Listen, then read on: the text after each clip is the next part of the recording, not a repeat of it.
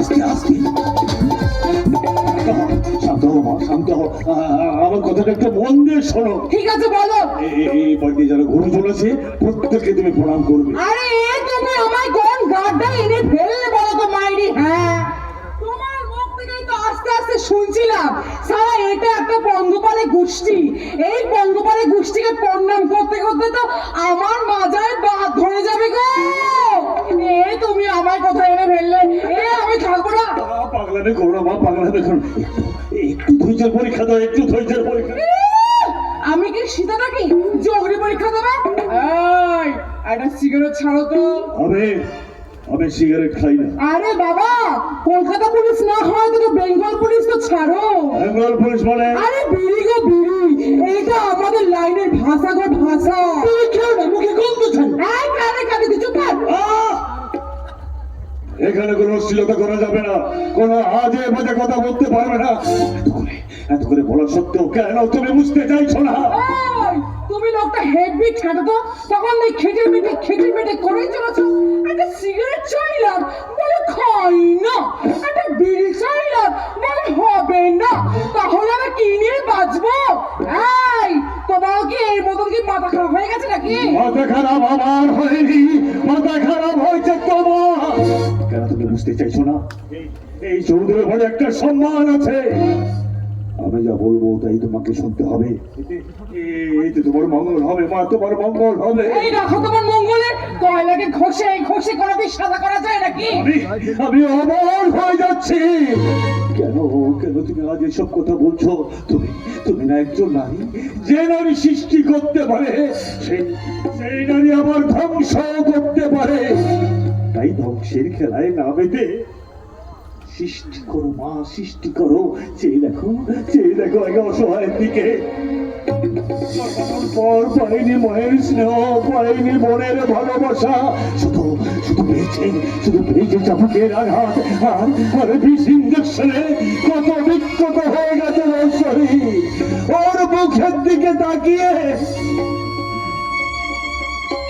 একটু করুণা করো মা, দয়া করো মা, দয়া করো, দয়া। এই রাখো তোমার দয়া, আমি এখানে থাকবো না, আমি যাই। প্রথম দিন থেকে এত করে বোঝালাম, এত করে শেখালাম, কিন্তু যেই দিমিরে তুই সেই দিমির থেকে গেলি, সেই বেশ, তোমার যা খুশি তুমি তাই করো। আমি চোর। এই নাও তোমার দ্বিতীয় কিস্তির টাকা। আরে বাবা, এইসব টাকার পয়সা আমার বাবার কাছে পৌঁছ দেবেন। বেশ, আমি তাই নিয়ে আসবো, তাই একটু ভদ্র ভাবে, একটু নম্র ভাবে সকলের সঙ্গে আচার ব্যবহার করো। আমাকে একটু বোঝার চেষ্টা করো, প্লিজ।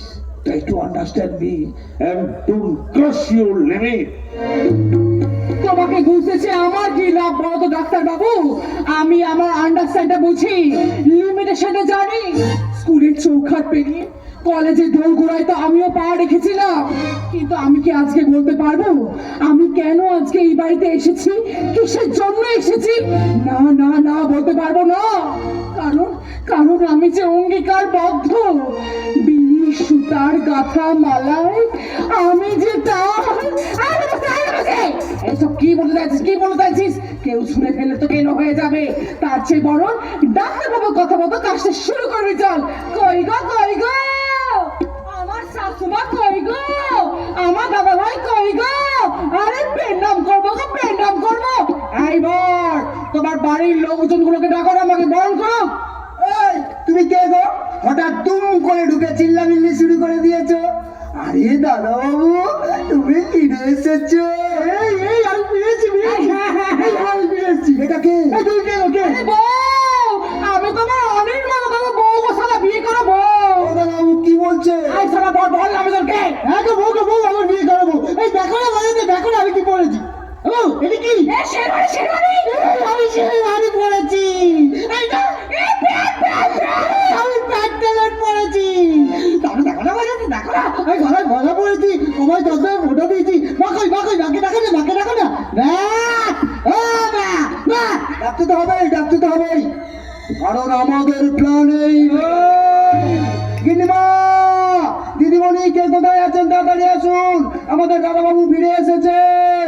ভজন কে এসে দেখে অনির্বাণ তুই এই কি ব্যস্ত আরে মেয়েটাকে এইবার এই বুড়িটা ছাড়া কে হবে ওই মা তো মা রাজেশ দেবী বড় করো এই শালা এই বুড়িটা শাশুমা আমাকে প্রণাম করতে হবে না এই তোরা তো বড় সাহস হয় কি করে যে বিয়ে করে বউ নিয়ে বাড়ি ঢুকি ভুলে গেছে, আমি আর বিয়ে করবো না। আমার ভুলে গেছে, আমি বিয়ে করবো না, তুমি এখান থেকে চলে যাও। ওরা তোমাকে আমার মতো মারবে, ইঞ্জেকশন দেবে, চামক মেলা করবে, আমার খুব কষ্ট হবে বউ, খুব কষ্ট হবে। তুমি এখান থেকে পালিয়ে যাও, আমি বলাই। কোথায় পালাবি রে? আজ তোকে আমাদের হাত থেকে কেউ বাঁচাতে পারবে না। তোকে আজ আমি মেরেই ফেলবো। খবরদার! আমি জানি না তুমি এই বাড়িকে আমার স্বামীকে হাত তুলতে আসছে করে সেই হাত আমি ভেঙে দিতে পারতাম আমাদের কি সর্বনাশ হলো গো কোন দজ্জাল মেয়েকে বিয়ে করে ঘরে আনলো গো ওরে ও মেঘা হাত করে দাঁড়িয়ে কি দেখছিস ওই দজ্জাল মেয়েটার ঘর ধরে বাইরে বার করে দে বেরিয়ে যাওয়ার জন্য তো আমি আসিনি শাশুমা আমাকে আমার স্বামী ঘরটা দেখিয়ে দাও আমি আমার স্বামীর সঙ্গে ঘরের ভেতর কিন্তু আরাম করি তোমার ঘর মানে জানা নেই শোনা নেই রাস্তার একটা নাম গোত্রহীন মেয়েকে দাদা বিয়ে করে আনলে তাকে বউ বলে মেনে নিতে হবে। এই বিয়ে আমরা মানি না। এইবার তোমার আসল পরিচয় আমি পেয়েছি তোমার মানা না মানা আমার কিছু যায় আসে না বল ভাই বল আমাকে সঙ্গে নিয়ে তোমার ঘরে নিয়ে চলো শিখে চলো ও মা, আমাকে আমাকে আমাকে ডাকছে, আমি যাই না তুই কোথাও যাবি না না, আমি কোথাও যাবো না, এই তুমি যাবে এই তুই যাবি না। আমি যাবো না। এই তুমি যাবে বল যাবে ওই যাও খেলা শুরু হয়ে গেছে, ভয়ঙ্কর খেলা। এই কে কোথায় আছো? শাক বাজাও, আমাদের নতুন বৌদিমণি এসেছে। কি সুন্দরটাই না দেখতে, যেন মনে হয় একেবারে লক্ষ্মী প্রতিমা। আমার বালাই সব দাদাবাবু, তোমার চয়েস আছে বলতে হবে। নিবা নতুন বৌদিমণিকে বরণ করে ঘরে তুলুন। না কোনো বরণ হবে না ওকে এই বাড়ি থেকে বের করে দে না, এ বাড়িতে ওনার কথাই শেষ কথা নয়, আমার কথা শেষ কথা। তাই আমি তোকে বলছি, ওরা এ বাড়ি ছেড়ে কোথাও যাবে না।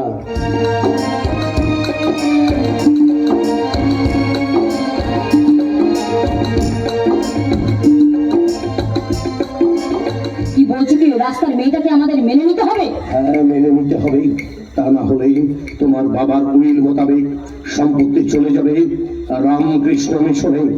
তাই আমি যেটা করছি চুপচাপ দেখতে থাকো।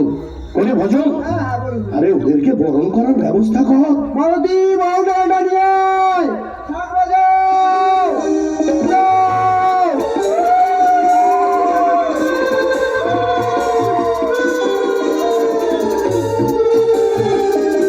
যা, ওদের থাকার ঘরটা দেখিয়ে দিবি। যা, চলো চলো চলো চলো চলো, আমরা ঘরে যেতে চাই। চলো চলো চলো